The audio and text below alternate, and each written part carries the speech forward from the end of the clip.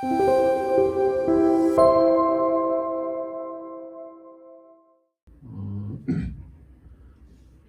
번째를 좀 말씀을 드리면 보통 이거는 거의 많이 알고 계시는데 이사를 감독하는 방식이 크게 영미형하고 독일형하고 아시아형이라고 되어 있는데 우선 영미형은 보면은 조금 전에 감사위원회 제도와 비슷하게 주주총회에서 이사를 선임을 하고 그 이사회 내 감사위원회를 둬서 거기서 감독 감시하는 그런 제도를 가지고 있습니다. 여기서 그렇진 않았지만 나라마다 좀 다른데 미국 같은 경우에는 회사별로 좀 다르긴 하지만 이사회 멤버들이 CEO도 하고 괜찮지는 않고 오피서라고 해서 이사회는 감독만 하고 CEO나 CF 이런 집행임원들은 이사회 멤버가 아닌 경우도 있어서 독일제도랑 좀 비슷하긴 할 수도 있지만 어쨌든 그렇게 되어 있습니다. 독일형은 우리가 아는 것처럼 복층형이라고 되어 있는데 주주총회에서 감독이사회를 선임을 하고 감독이 이사회에서 집행이사회를 선임하고 감독하는 그런 제도가 있습니다. 여기서는 이제 감독이사회라고 번역을 했는데 아우슈프라트라고 하는 전 독일어를 잘 알지 못하지만 다른 데서는 감사회라고 그냥 번역하는 것도 있어서 감독이사회하고 감사위원회가 같은 의미로 보시면 되겠습니다.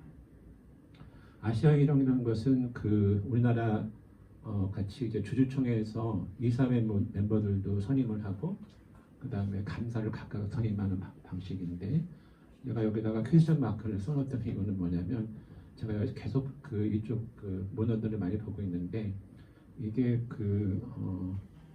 일본이 독창적으로 만든 것이 아니라 프랑스 제도를 도입한 것이 아닌가 생각이 들어서 보통 이제 법을 보면은 영미법하고 대리법이 있는데 이쪽은 독일하고 프랑스가 좀 달랐던 것 같은 생각이 듭니다.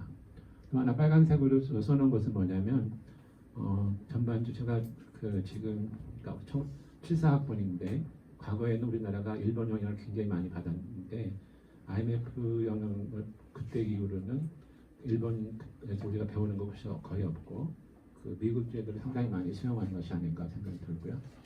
오늘 말씀드리는 상법상의 감사위에 보통 내부 통제에 관한 내부 감사실이라는 것이 있는데 그것도 이제 보면은 영미나 독일 같은 경우에는 대표이사 CEO 밑에 보통 내부 통제하는 부서가 있는 것이 일반적인데 우리나라는 이제 감사실이 따로 있는 관계로 내부 감사실이 대표이사 CEO 밑에 있는 경우도 있고 또 감사실 밑에 있고 이런 경우로 좀 나눠져 있습니다.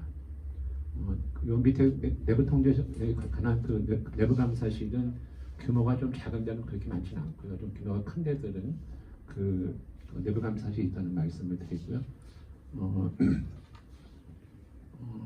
이거는 좀 오래된 근데 말씀을 드리면 1621년에 영국 통인도회사에서 어떻게 내부 통제 제도가 이루어졌는가를 좀 보게 되면 처음에 오른쪽 끝에 있는데 보시면 회계 담당이라는 데가 있는데 회계 담당이 각 현장으로부터 받은 회계 기록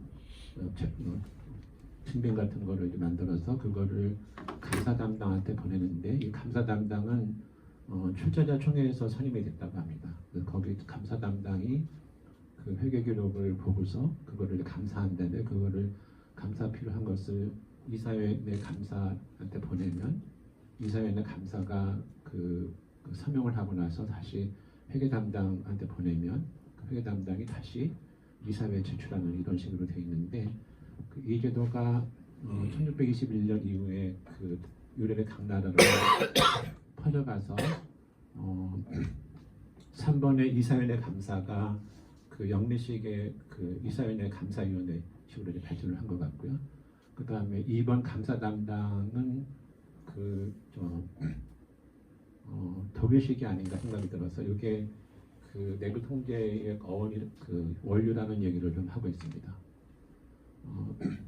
소개가 좀 안 된 거라서 일부러 넣어놨는데 헤르만 레슬러라고 하는 일본 상법 초안 작성자가 있는데 왼쪽에 있는 사진은 1968년에 나왔던 영문책의 표지인데 저자가 요하네스 지메스라고 하는 예술 소속 독일의 신부인데 그 일본의 상지 대학, 그 조지 대학이라는 소피아 유니버시티라고 있는데 예수회가 설립한 대학이 있습니다. 거기 교수였던 분이고 그 이분도 일본에서 굉장히 오래 살아서 1945년 그 히로시마에 원자폭탄이 떨어질 때 거기 있었나 봐요. 근데 68년에 이 책을 썼는데 이 책의 내용을 주로 그 제목이 헤르만 레슬러 앤 더 메이킹 오브 더 메이지 스테이트에서 그 레슬러가 얼마나 그 명치 정부에 영향을 미쳤을까에 관한 책인데 이분이 주로 썼던 것이 뭐냐면 그 일본의 헌법하고 그 상법의 초안을 작성했던 분인데 저기 써놨지만 그 15년 동안 일본에 살면서 사교 생활을 거의 하지 않고 그 일본 정부를 위해서 대단히 일을 많이 했고요. 특별히 이토 히로부미나 우리는 별로 안 좋아하는 사람이지만 이토 히로부미나 이노우에 이런 사람들의 굉장히 신뢰를 많이 받았다고 그러고요. 나중에는 암에 걸려서 독일에 가서 이제 별세를 했는데 굉장히 수조였다는 얘기를 하고요. 비스마르크 정부랑은 조금 맞지 않아서 유럽에서의 생활을 접고 일본에 왔다고 합니다. 일본 상법을 보면은 이제 헬만 레슬러라는 독일 학자가 1884년에 초안을 만드는데 이 1884년이 우리나라로 보면 언제냐면은 갑신정변이 일어났던 해입니다. 이때 이제 헤르만 레슬러가 초안을 만드는데 그게 주주총회가 있고요. 그 다음에 디렉트론이라고 하는 것이 있는데 일본 애들이 처음에는 도돌이라고 번역을 했다가 최종적으로는 취치역이라는 말로 바꿨는데 디렉트론 그렇게 되면 이사들 그래서 이사회가 아니라 이사 각자가 행동하는 그런 만들었고요. 그 다음에 아우시스프라트라고 하는 그거를 일본 사람들이 처음에는 취치역으로 번역을 했는데 그거를 그냥 선택기관으로 만들었는데 나중에 1891년에 일본의 상법이 최종적으로 확정될 때는 주주총회는 그냥 주주총회가 됐고요. 그 다음에 디렉턴이라는 것이 취치역이라는 말로 이제 확정이 됐고 아우시프라트라는 말은 감사역으로 바뀌면서 처음에 추천은 선택기관으로 할 수 있도록 했는데 이것이 이제 필수기관으로 바뀌었습니다. 그것이 이제 우리나라에 그냥 계속해서 왔다고 말씀을 드리고 참고적으로 이제 한자 언어권의 디렉터에 관한 문제가 관심이 있어서 써놨는데 우리나라는 다스를 이자를 써서 이사라고 하고 일본은 민법에서는 이사라고 하고 상법에서는 취처이라는 말을 쓰는데 이 취처라는 말이 단속이라는 말이거든요. 근데 중국은 감독할 동자를 써서 동사라고 하는데 번역을 보면 역시 한자를 잘 쓰는 중국어 번역이 가장 의미가 좋은 것 같고요. 제가 학생들한테 강의하면서 얘기를 많이 하는데 영화 쪽에서는 디렉터를 번역할 때 감독이라고 하거든요. 그리고 음악 쪽에서는 오케스트라에서는 지휘자라고 쓰는데 말씀드렸듯이 다스릴 자보다는 감독할 독자가 더 낫지 않나 이런 생각을 해봅니다. 우리나라 상법 원리를 찾아서 계속 이걸 말씀을 드리는데 일본 상법이 독일 상법을 개수했을까 이런 이슈가 있는데 얼마 전까지는 헤르만 레슬러가 독일 학자였고 그다음에 헤르만 레슬러가 썼던 상법 초안이 독일어로 되어 있기 때문에 독일 상법을 받았을 거라는 생각들을 많이 했고 또 하나가 일본이 프로이센의 영향을 많이 받아서 일본 상법도 독일 상법을 개설을 했는데 한 5년 전부터 나오는 연구들을 보면은 헤르만 레슬러가 당시 19세기에 유럽의 여러 나라의 상법을 이렇게 조사하면서 그것을 취사 선택했다는 것이 일반 최근 연구들이고요. 특히 주식회사 지배구조를 독일식 복층식 그러니까 감사회를 만들고 감사회가 다시 이사회를 선임하는 구조가 아니라 그러니까 주주총회에서 이사와 감사를 선임하는 것은 프랑스형이라는 얘기를 하고 있습니다. 그래서 밑에서 써놨는데 일본 특유의 제도가 아니라 프랑스를 본받은 것이 아닌가 생각이 들고요. 이것들은 약간 논란들이 있을 수 있습니다. 1867년 거를 잠깐 썼는데 그 프랑스가 처음에 그 법을 만든 것이 그 1807년인가 그렇다고 합니다. 근데 그때는 주식회사를 만들 때 정부의 허가를 받아야 되는 설립 허가주의를 만들다가 1867년에 그 주식회사 지배구조를 좀 바꿨는데 제가 프랑스를 잘 몰라서 그 발음이 좀 어렵게 하는데요. 이쪽에는 관리자 이사를 뽑는 제도가 있었고 저쪽에 감사를 뽑는 제도가 있어서 어떤 그림을 보게 되면 우리나라 상법과 같이 주주총회에서 이사도 뽑고 감사도 뽑는 이런 식으로 되어 있습니다. 근데 아직 제가 확인을 못한 거는 저 감사라고 커미서라고 하는 감사가 우리나라 같이 주식회사 내부 기관이었는지 아니면 외부 기관이었는지 그것까지 제가 확인을 하지 못했는데 이렇게 이제 법을 만들었더니 회사 임원들이 이 규정을 오용을 해서 감사위원으로 하게 모든 자료를 별로 안 주고 형식적으로만 감사를 하도록 했다고 합니다. 그리고 이제 감사위원이 권한이나 보수 같은 것도 없고 엄청난 박봉이 없고 독립성도 없어서 제가 약간 이런 말을 쓰면 메꾸라방이라는 말을 쓰는데 눈 감고 도장 찍는 식으로 보지 않고 도장도 찍고 이런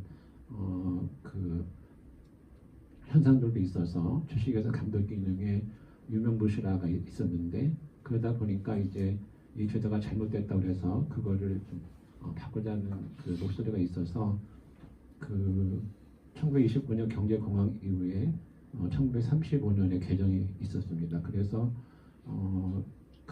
이제 주주와 채권자 보호 목적으로 감사 자격을 강화하면서 상장회사의 감사는 커미사글이라고 해서 정부에 등록된 감사인만 감사하도록 바꿔놨고요.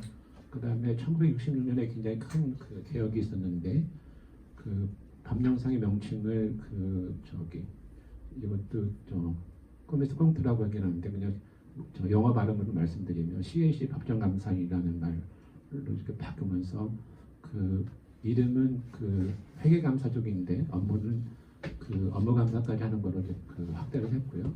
CAC의 영문 번역이 스튜디 오디터라고 해서 법정감사인인데 우리나라 번역은 회계감사위원, 회계감사인 뭐 이렇게 있는데 여기서는 어떤 말을 할까 그러다가 CAC 법정감사인이라는 말을 썼습니다. 근데 이것이 우리나라 상법상의 감사하고 공인회계사들이 수행하고 있는 외부 회계감사를 좀 합친 것 같은 느낌이 듭니다.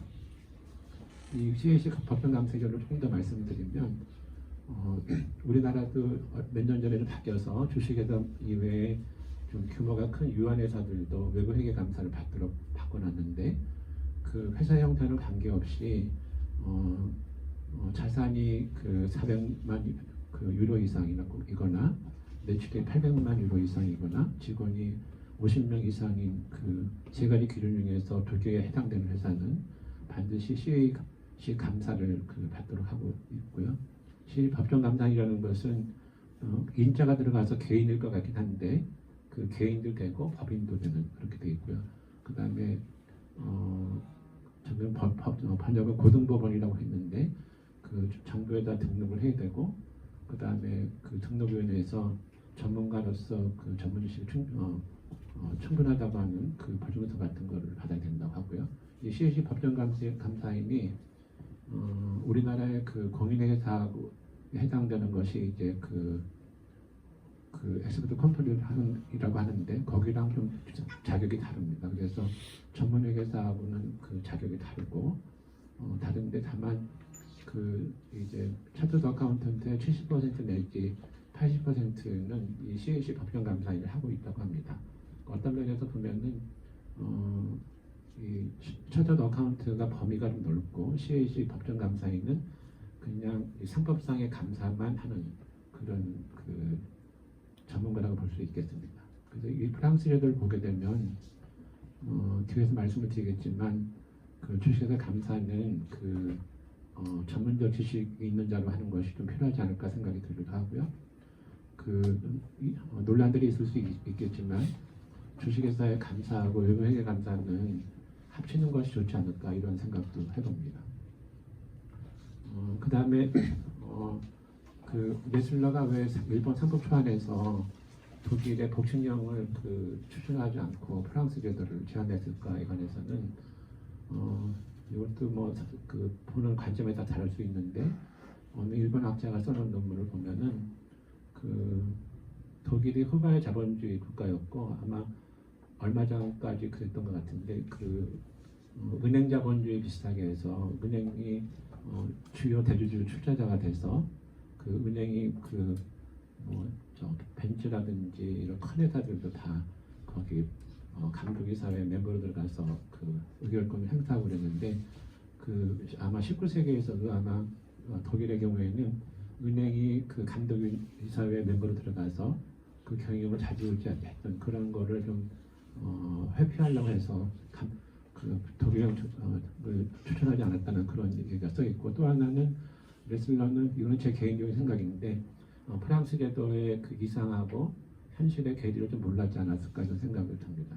결과적으로는 그래서 일본이 이거를 받아냈는데 이게 감사 기능이 이사회 기능하고 분리돼서 업무 집행 라인에서 떨어져서 업무 감사 그러니까 지금은 우리나라는 많이 바뀌었지만 약간 외톨이 현상이 있는 것이 아닌가 하는 것이 제 의견입니다. 그 다음에 일본은 2차 세계대전 이후에 1950년에 미국 주도로 영미식 제도를 바꾸게 되는데 그때 어떤 걸 도입을 하냐면 과거에는 이사회 제도가 없었는데 이사회 제도를 도입해서 이사들이 서로 견제하는 제도를 도입을 했고요. 그 다음에 감사의 업무 권한중에서 업무 감사 권한을 빼가지고 이거는 이사에 넘긴다 이렇게 했는데 그래서 감사는 회계 감사인만 감사만 하도록 했는데 일본에 있는 논문들의 비판을 보면은 이때 감사 제도를 없앴어야 되는데 그냥 남겨뒀던 것이 혼돈이 생겼다는 얘기를 합니다. 그리고 그것은 우리나라도 그냥 베꼈던 것에 대한 문제가 아닌가 생각이 들고요. 일본도 2003년에 우리나라가 2000년인가 감사위원회 제도를 도입을 했는데 일본이 2003년에 위원회 제도를 도입을 해서 위원회 제도가 있는 회사도 있고 종전에 감사 있는 회사들이 있어 여러 가지로 나눠져 있습니다. 이거는 아까도 말씀을 드렸는데 민법상을 보게 되면 일본의 민법이 1898년에 만들어졌는데 이것 민법도 여러 나라의 법을 이제 벤치마킹을 해서 만들었는데 특별히 민법의 총칙은 독일의 민법 총칙을 벤치마킹했다는 것이 일반적인데 독일 민법상의 비영리법에는 감사가 없는데 일본 민법상의 사단법인 재단법에는 감사가 있긴 한데 임의기관으로 되어 있습니다. 그래서 이걸 일본 학자한테 물어봤습니다. 왜 독일에는 이 제도가 없는데 일본에서 받았을까 이렇게 얘기했는데 아마 상법상의 감사제도와의 조화를 하기 위해서 감사제도를 민법에도 넣어놨다는 얘기를 하고요.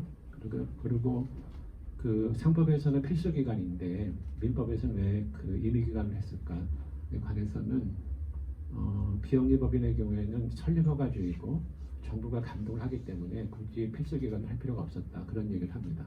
그 제도가 우리나라에 계속 남아 있고요. 다만 우리나라는 아까도 말씀드렸지만 1970년대 때 만든 법령에서 공익법인법, 사회복지부, 사립학교 이런 데들은 이사가 필수 기관으로 들어가는 것으로 됐습니다.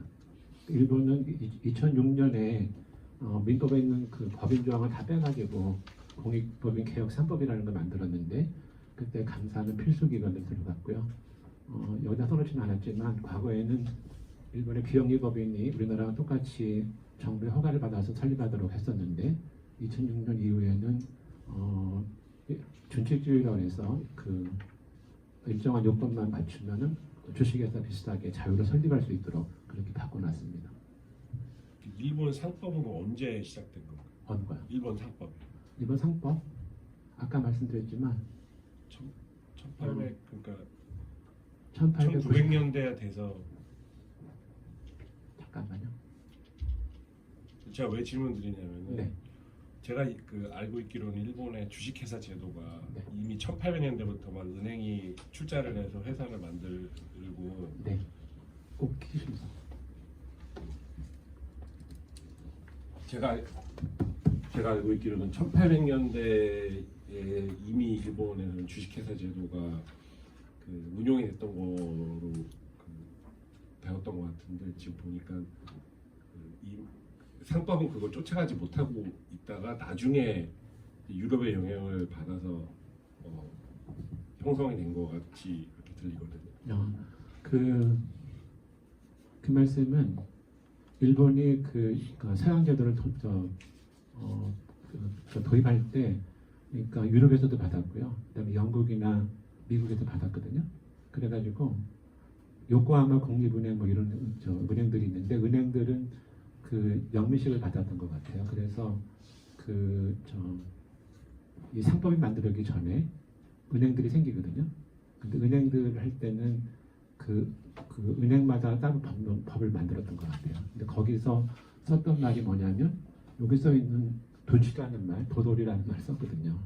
근데 그거를 일본 사법성에서 번역하면서 그냥 썼다고 그래요. 그래서 말씀하신 걸 보면은 상법은 1890년에 만들었는데 그 전에 은행들 이런 것들은 별도의 그 법령들을 만들어서 은행들을 다 만들었던 것 같아요. 그래서 은행 금융 위주의 주식회사 제도를 운영하다 보니까 이제 이런 상법이 필요하게 됐고 그거를 주식회사라고는 안 고르고 그냥 뭐 방문 예전에 뭐 제일은행 이렇게 만들었잖아요. 그거는 은행에 관한 법령이 따로 있었던 것 같아요.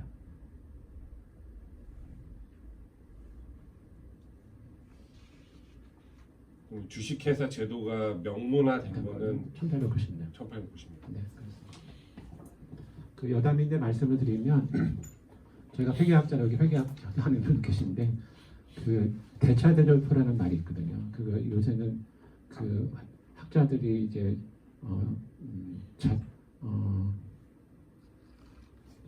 재무상태표라는 말을 바꿔서 하는데 저는 과거 말이 더 낫다고 하는데 그 대차대조표라고 하는 말이 대차대조할 때 대자가 그 회계 오른쪽이거든요. 그 다음에 차가 왼쪽인데 그 학생들한테 가르칠 때마다 하는 것이 대차대조표가 아니라 차대대차표가 맞지 않을까 이런 말씀을 하는데 19세기의 일본을 보게 되면 지금 제가 여기서 CAC를 여러 가지 번역으로 막 써놨는데 서양 그 말을 일본 말을 바꾸면서 학자마다 여러 말을 막 써요. 그래서 그게 통일화된 게 한 20세기 초가 되는 거라서 그 서양 문명을 흡수하면서 그 초기에 여러 그 용어들을 다르게 번역을 했다가 그게 통일화되는 시기가 있는데 회사도 보면은 상법상의 주식회사는 지금 말씀대로 1890년인데 은행들이 먼저 생기거든요. 그리고 은행들에 대해서는 은행들의 지배구조는 따로 또 있습니다.